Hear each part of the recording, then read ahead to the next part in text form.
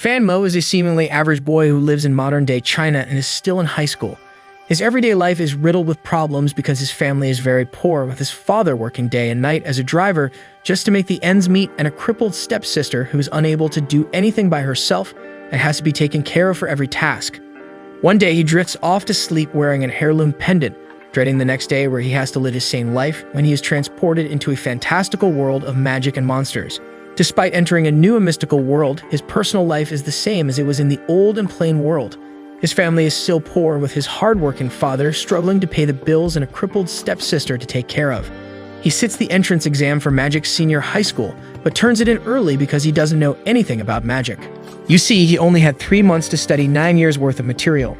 Passing the test is required for anyone who wants to be a mage because it is the basic qualification that allows students to gain their magical talent in the Awakening event. A bunch of classmates behind him discuss what talent they want to have and start simping over a blue-haired guy named Bai Mu because he is pretty much guaranteed to become an ice talent mage like the rest of his family.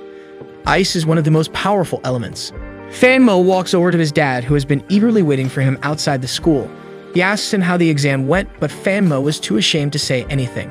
Understanding his silence, his dad tells him not to worry because he found him a well-paying job opening for a driver in a neighboring city. Not wanting to be a driver, Fan Mo begs his dad to give him another chance to become a mage that everybody respects. He refuses to stay a loser in this magical world. His dad senses his determination and tells him he will think of something if he is serious about it, and they both walk back home. The next day, he and his friend return from school together. The friend tells him Ningshu Mu had returned from the capital earlier that morning and that she looks even more beautiful than before. Fan Mo brushes it off and doesn't give any response. He notices his dad talking to a snobby-looking man named Mr. Mu, who he has been working for as a driver for years. He begs Mr. Mu to use his influence to get Fan Mo admitted to Magic Senior High as a favor.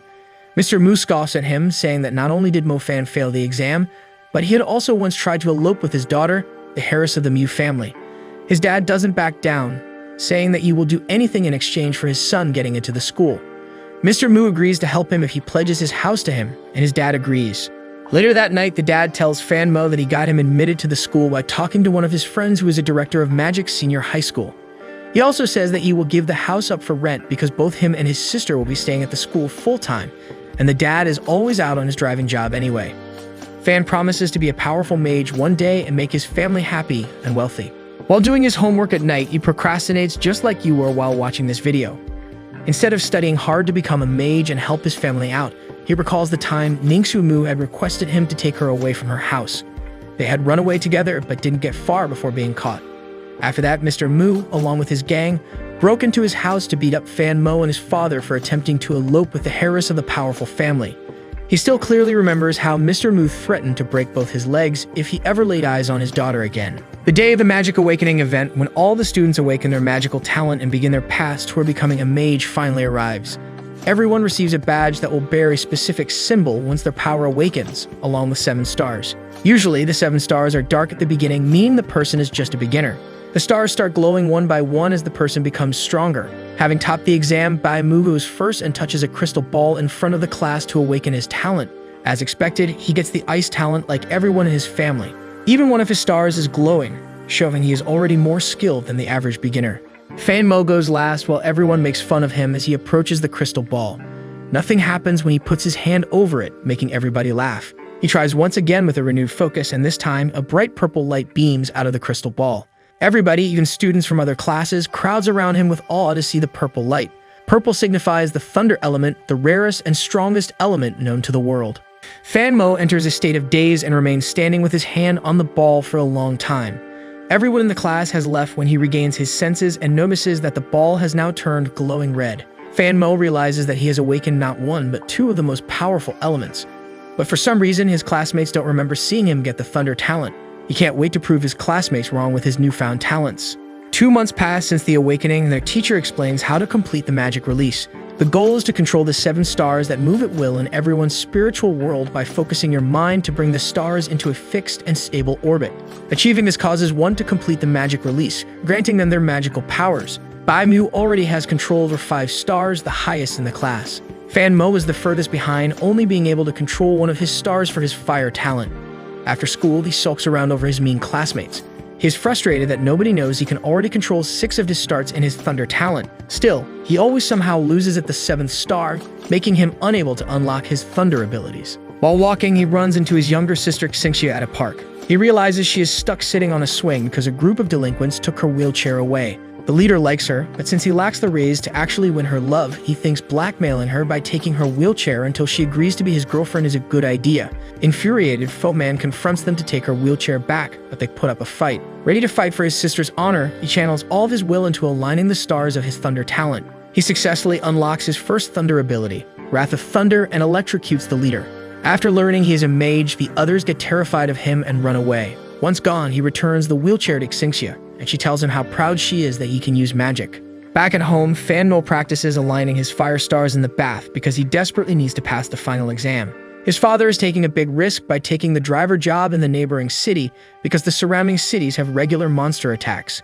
His father would be defenseless in such a scenario as he is just an ordinary, non-magic person. Xingxia asks him how he learned to use Wrath of Water so quickly. She suspects he joined Black Curia, a cult that helps people master their skills quicker. He reassures her that he was only able to do it because he practiced a lot privately.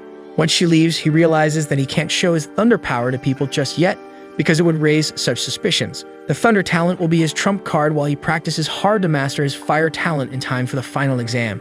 One day, a new practical magic teacher comes into class and introduces herself. Yutang is a Fire talent mage, and all the boys instantly fall for her looks and badass abilities. Fanmo also gains newfound motivation after watching her demonstrate her Fire Burst trick. However, while Fanmo spends all his time working hard on honing his skills and showing gradual improvement in his classes, Bai Mu and Mr. Mu scheme over ways to make him fail like cartoon villains. They're still salty over the elopement and want to ruin his life for the incident. Mr. Mu plans on sabotaging his final exam by using a dark stone. The dark stone looks like a normal black pebble, but it has the ability to absorb magical energy from anything it touches. With the help of a corrupt teacher, he plans on having the stone planted under the crystal ball during Fan's turn to absorb the light coming out of it, which would indicate a poor performance worthy of a failing grade. With just a month remaining before the exam, the teacher explains the grading process. Students must touch the crystal ball, which judges their magical ability and glows in proportion to their strength. So the stronger a person is, the brighter the ball glows. Students can be graded between D to A, with D being the failing grade. Bai Mu asks the teacher if they will have to perform a magic release, like a nerd. The teacher points out that expecting a magic release from students within a year of learning is unreasonable, and so is not mandatory. However, if a student can pull it off, they get promoted to the elite class and are given a star bracelet, which enhances their abilities like an EXP boost. On the day of the final exam, Ningshu Mu comes to oversee the students' performance. Despite being the same age as them, she is a student at the prestigious Imperial College and is an expert at using the ice element. Bai Mu is hyped to prove his worth in front of her and at the same time show how weak and incompetent Fanmo is. Ningshu demonstrates her power to the school by touching the crystal ball, causing ice to spread from the ball down the podium and all the way to the ground near the students' feet. The poor crystal ball breaks down the middle. A new ball is placed on the podium, and the students are called one by one to the stage.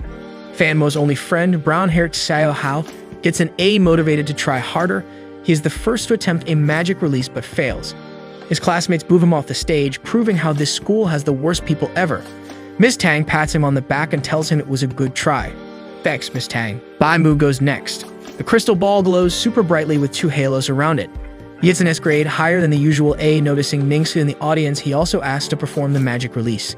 He successfully aligns all 7 of his stars and launches a line of creeping ice to freeze the target. He gets a good B grade for the magic release. His performance puts even more pressure on the next student, who just happens to be Fanmo.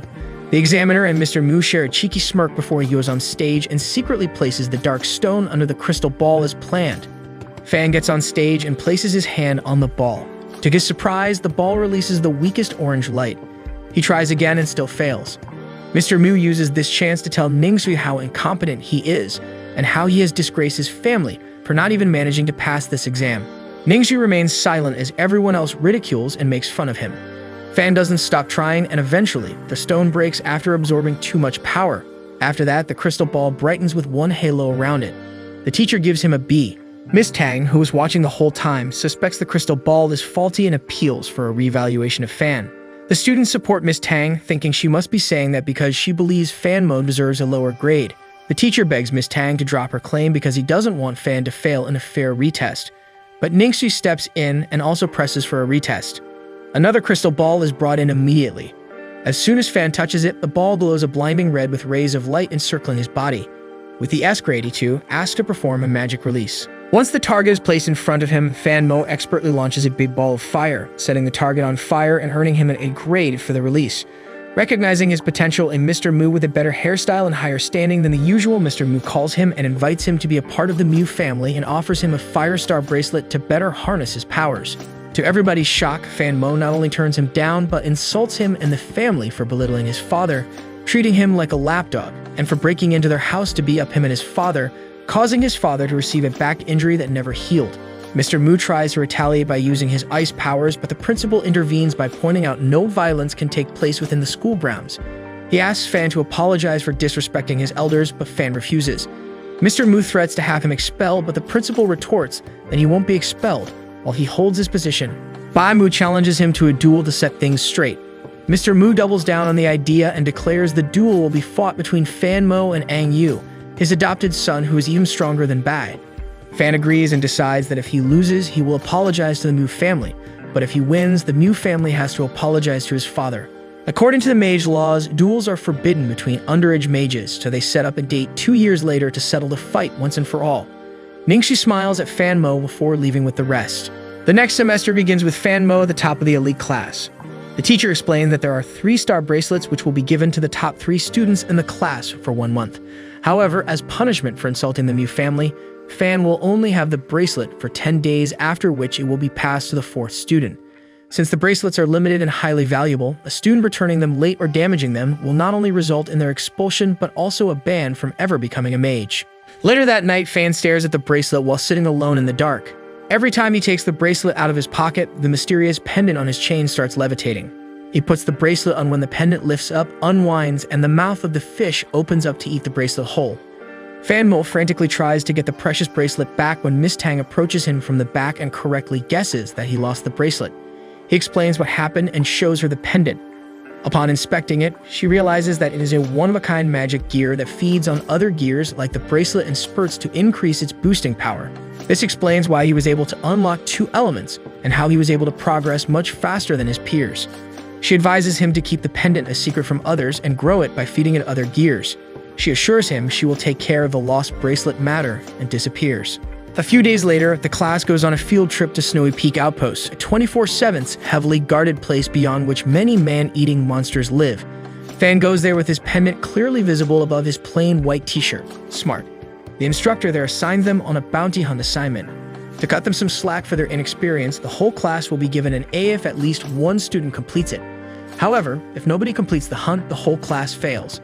The students decide they'd rather give up to avoid risking their life, but the instructor calls them out for their cowardice despite being part of the elite class in the best magic school. He says that the students that successfully hunt down a monster will be awarded with a magic armor, a piece of magic gear that costs thousands. Fan, determined to get stronger for the duel, sets his sights on killing a monster. The class splits into different teams to explore the wilderness beyond the outpost, using their powers to get rid of any obstacles. 2 teams, which includes Bai Mu and Fan Mo, reach the cave that the instructor had ordered them to find. Their job is to inspect the cave to check if there are any one-eyed wolf demons remaining there after they were wiped out by the outpost mages, and to look for a star bracelet that the instructor lost down there. While the others scout the large cave in groups, Fan gets fixated on the pond outside the cave. His friend asks him what he's thinking. Fan points out that the pond is only half full despite it having rained right before they had arrived to the outpost, and the water line is still visible, indicating that something huge must have drank half the water from the pond. The friend panics and rushes to tell the others. Of course, they don't believe him and Fan and tell him to stay behind if they are too scared to enter the cave. Literally 10 seconds after entering, they face a giant wolf, causing everyone to scream and run around. Bai Mu tries to use his powers, but fails to concentrate and almost gets bitten by the wolf. Another fire student tries to take it down, but Fan Mo carries her away before it pounces on her. While all the students are losing their mind, the instructors and teachers watch them from atop a cliff. In reality, the wolf isn't a one-eyed wolf demon, but is simply one of the instructor's much less fierce pet archwolf. It is simply a test to see if the students can use their magic in real dire situations. Just when the lead instructor believes none of the students are up to the mark, they see a flash of blue light come from the cave. Bai Mu successfully uses his level 1 creeping ice ability to lock the wolf in its place. After seeing Bai succeed, the same female student breaks out of Fan's hold and runs back to the cave to fight the wolf as well. All of her level 1 fire burst does is to melt the ice that Bai casts and set the wolf free completely unhurt. Another student with the thunder talent tries to save them, but it only stops the wolf for a couple of seconds. Realizing that level 1 magic has no effect on the wolf, Fan finally focuses and unlocks his level 2 fire ability, Cremation. It sets the wolf on fire, causing it to leap into the pond. The instructors and teachers are delighted to see a talented mage among the students, but the Wonder realizes that he no longer has control over the Archwolf. So far, the owner had it under his control so that it would not hurt the students. Now that it is completely free, they are under actual danger. The wolf first targets the girl, but Fan's brown-haired friend uses his wind powers to quickly take her away from the wolf's sight. Bai Mu tries to follow that with an attack, but the wolf jumps over him and tries to reach Fan. They all run deeper inside the cave while the wolf follows them. One of the classmates suggests they should run away while the small group fights the wolf so that their deaths aren't wasted. Thankfully, the others refuse to leave behind their friends. At this point, the lead instructor charges into the scene with angel-like wings and asks where the wolf is. Fan and his friend flee from the wolf with the help of his wind powers, but the wolf ends up hurting the friend when he tries to protect Fan from an attack. Angered after seeing his friend get hurt, he faces the wolf head-on, this time with his thunder talent. The wolf slows down after being electrocuted when Fan notices a giant spike hanging over the wolf. He uses his level 2 fire powers to make the spike fall and pierce right through the wolf's body. Once the wolf collapses on the ground, a small white orb comes out of the wolf and gets absorbed by his pendant. He doesn't waste much time thinking about it and rushes to his unconscious friend's aid. The lead instructor catches up to them and is shocked to see the wolf dead. Fan explains that he used his fire powers to make the spike kill it, but the instructor is still skeptical over how the Archwolf failed to dodge it with its razor-quick reflexes.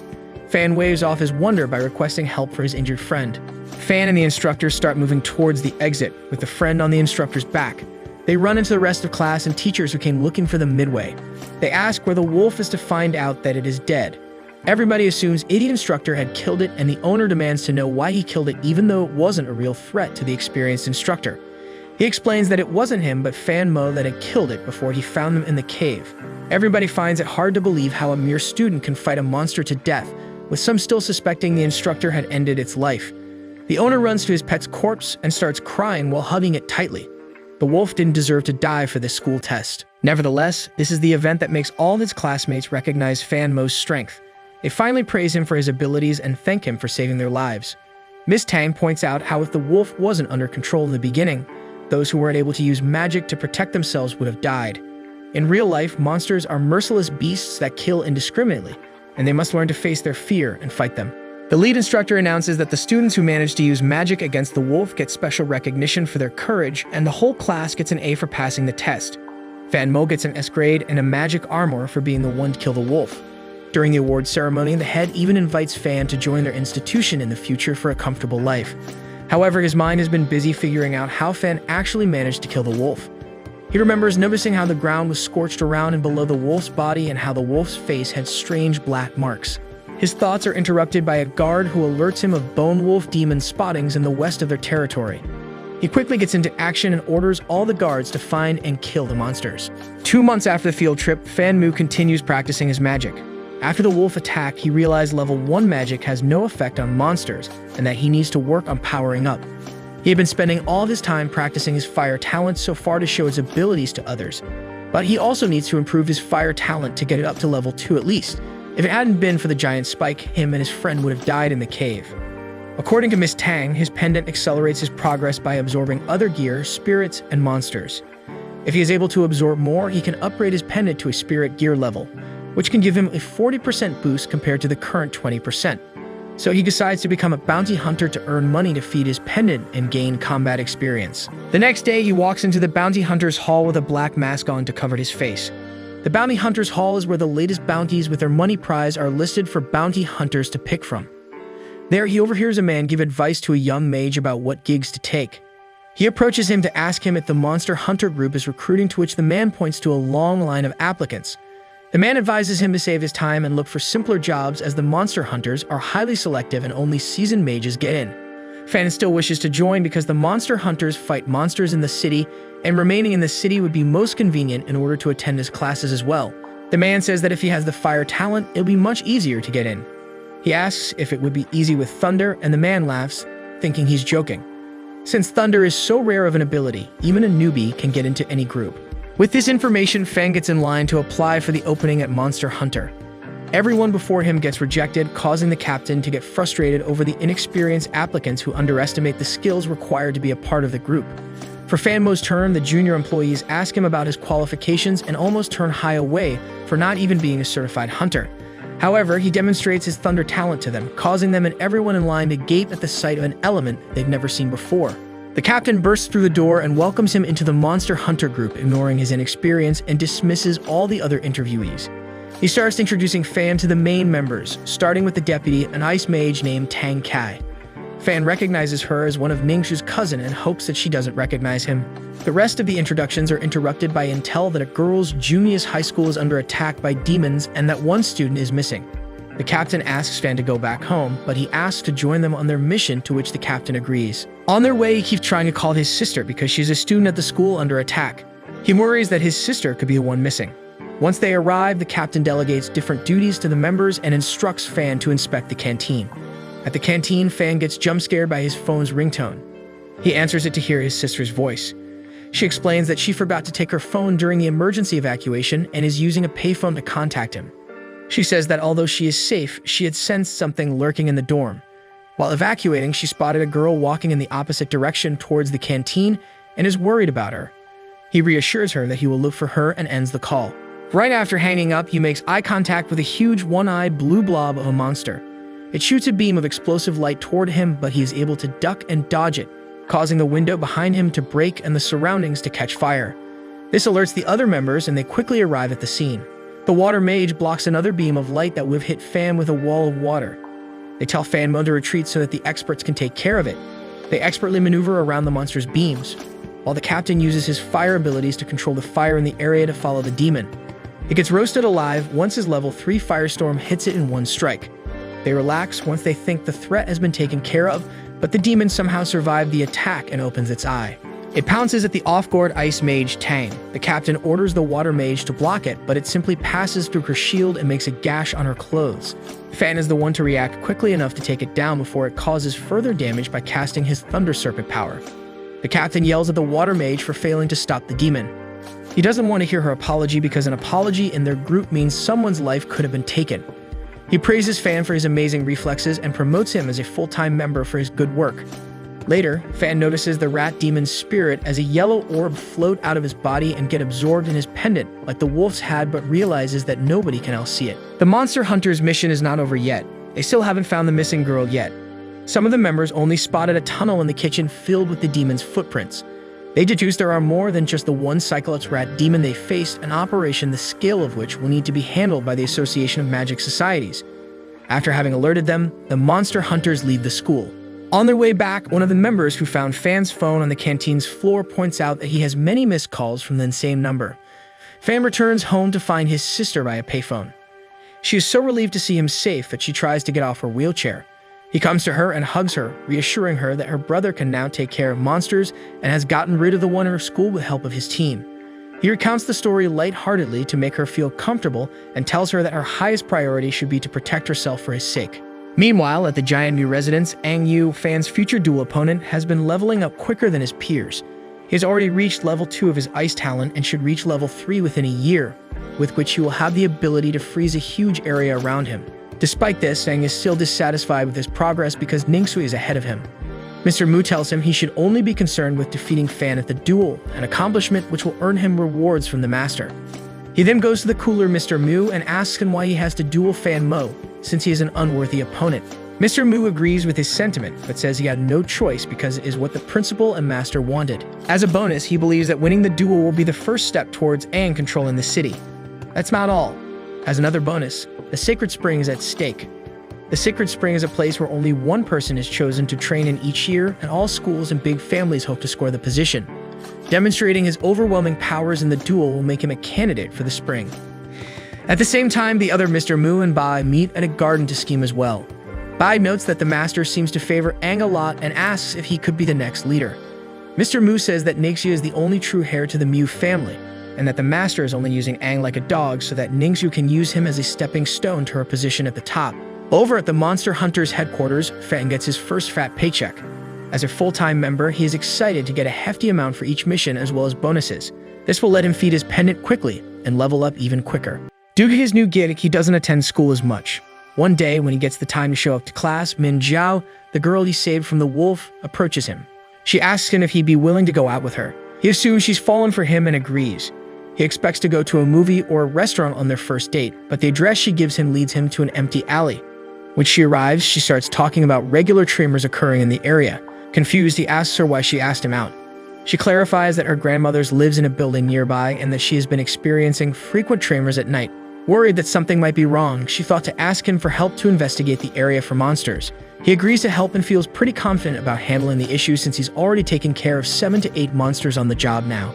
He takes a small bag out and opens it to spill revealing powder, a magical powder that reveals traces left behind by monsters. He investigates the newly emerged footprints and deduces it must be hiding in plain sight. At that instant, a giant one-eyed wolf emerges from the ground with a snack in his mouth. They watch it feed on a dead human, somebody who must have been homeless. It must have been lurking in the city for a while, hunting on the homeless because they are less likely to be detected missing by the police. This wolf is twice as big as the one they had faced on the field trip. Min is terrified and begs Fan to leave the place. He asks her to run away on her own, evacuate the block, and alert the police. However, Min says she isn't waiting and has the police on dial.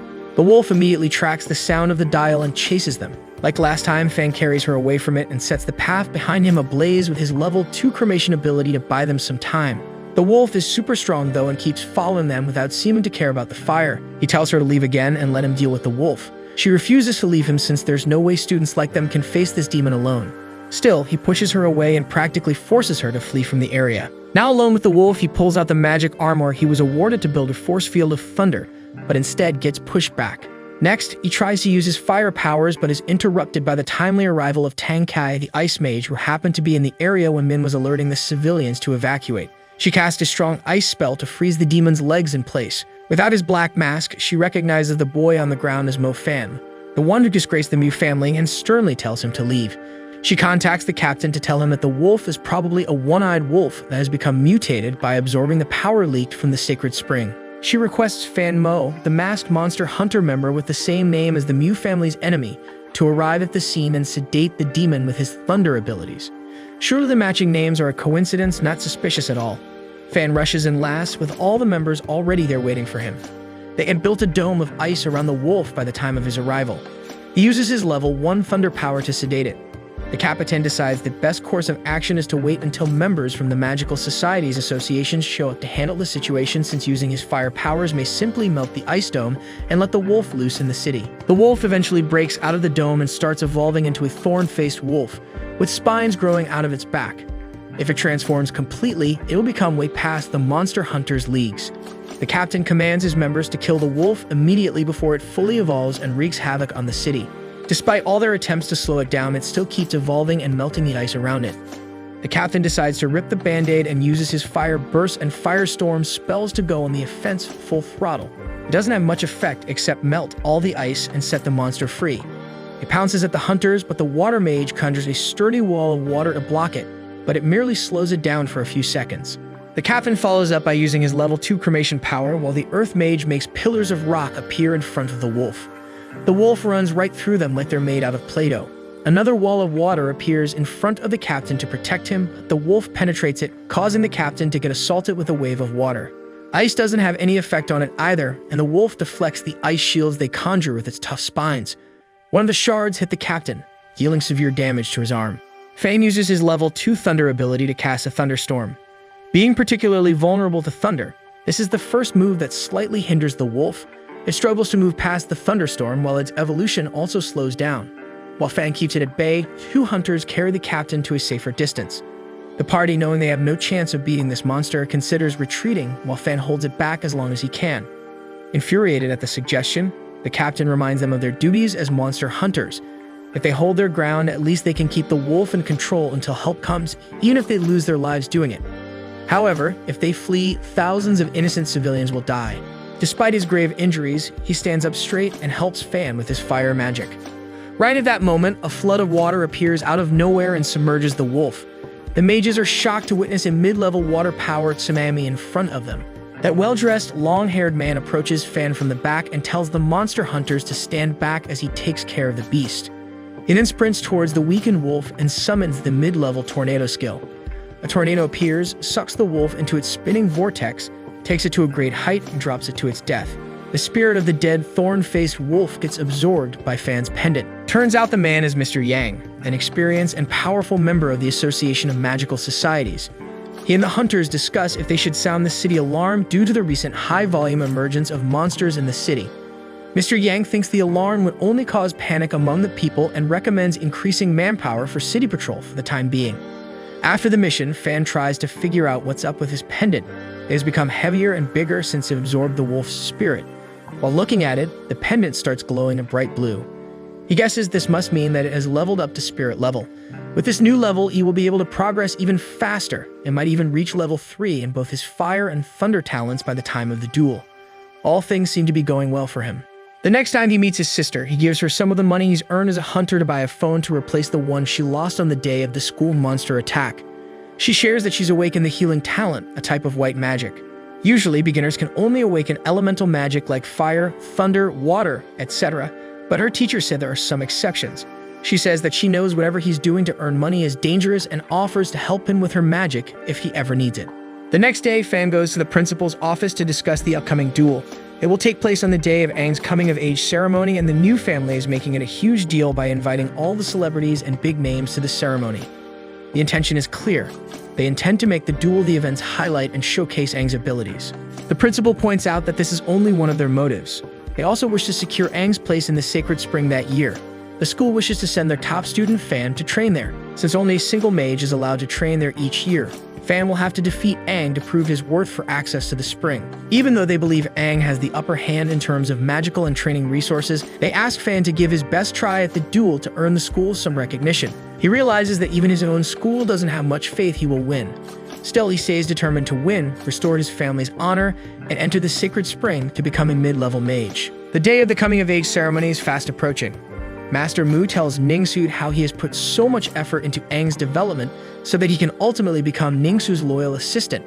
She is destined to control even more than just this city. She asks him if the duel must take place publicly, to which the master replies that Fan has caused extreme shame to the Mu family and must be shamed publicly as well. She excuses herself and leaves the room. She approaches Fan sitting alone in a spot overlooking the Mu mansion, from where he can see the stage of the duel that will take place the next day. She advises him to skip the duel and run away from the city because Aang will show no mercy. Fan turns down the idea, explaining that her father is a bully who would relish in backing down. He wishes to honor his own father, who has worked all these years to raise him and his sister without their mother, who abandoned them shortly after Xingqi's birth. He never complained, even after being beaten up and shamed by the Mu family for his son's mistake. He wants to prove to his dad that all he gave up for him to become a mage wasn't a waste, while also proving to the world that his dad isn't a fool. The ceremony day finally arrives. Tang graciously greets the monster hunters at the mansion, but immediately changes her tone when Fan arrives unmasked. The other hunters miss their teammate Mo Fan, who said he couldn't come that day. When they see Fan's back while walking inside, they feel like they recognize him from somewhere. Tang explains that they had seen him briefly when arriving at the wolf demon's scene, before she had ordered him to leave. They find more similarities between Fan and Mo Fan, but Tang assures them that their Mo Fan is 10 times more talented. Fan's classmates meet him while he gobbles up food before the duel. They come to show him support, but he seems carefree enough on his own. His dad was also invited to see the duel. Master Mu takes to the stage to raise a toast to Aang and his future in leading the city. Amidst the cheering, he announces the duel to the guests. Everybody gathers at the arena to spectate the much-awaited duel. Aang confidently strides toward Fan, armed with at least 3 kinds of magic gear. The two firmly shake hands, Aang casting a spell to freeze their hands while Fan counters it with a fire spell to melt it. Then they take up opposite positions in the arena, facing each other. Master Mu signals the duel to commence. Aang goes on the offense first by sending a sheet of ice using level 2 magic, which Fan promptly melts with Fire Burst. Fan retaliates with multiple level 2 cremation fireballs, which Aang dodges with swift speed thanks to the magical earth element shoes he has equipped. Aang surprises the crowd by unleashing the level 3 ability, Creeping Ice Storm, to rapidly freeze the whole arena ground. The ice storm is capable of freezing a one-eyed wolf to death in a matter of minutes. It seems to be a quick end to the duel, but Fan persists with a wall of fire to protect him from the cold. It is, however, snuffed out eventually. The principal insists on ending the duel at that point, as the ice storm may kill Fan, but Master Mu prolongs it by saying the Fire Mage should be able to withstand for longer. Fan tries to unlock his level 3 firepower for the first time, but the sub-zero temperature makes it hard to concentrate, and he has always failed at focusing the 5th star into orbit. However, the desperation of saving his life allows him to align all 7 stars. He casts a powerful level 3 Ignite spell, successfully keeping the ice at bay. He then launches attacks on Aang, who dodges them with his shoes. Fan decides to use a different weapon and unleashes his newly obtained level 3 Firestorm attack. The large-scale offensive spell hits Aang, causing him to hit the ground and injure his legs. The audience is in awe to see a beginner from a poor family take Aang down. Aang is not done though. He gets up and removes his scorched cloak to reveal magic armor underneath. The head instructor from the Snowy Peak outpost, who was watching the duel, gets up from his seat and announces Fan to stop fighting. The magic armor is fireproof, and the audience has already recognized his great abilities. Aang scoffs and eggs Fan on, saying he should surrender because his poor father can't afford anything to make him win. Not wanting to hear yet another insult being thrown at his father, Fan refuses to surrender. He finally pulls out his trump card, his Thunder talent. Everybody, including Aang, is beyond shocked to find out that he has not one but 2 of the strongest elements at level 3. He unleashes a mighty Thunder Dragon that penetrates Aang's armor and shatters it to bits, ending the duel once and for all. The amazed audience cheers for Fan's victory while the Mu family bang their heads against the wall. Fan, the hero, is finally able to make his hardworking dad proud and proves to the world that he and his family are worthy of recognition and respect.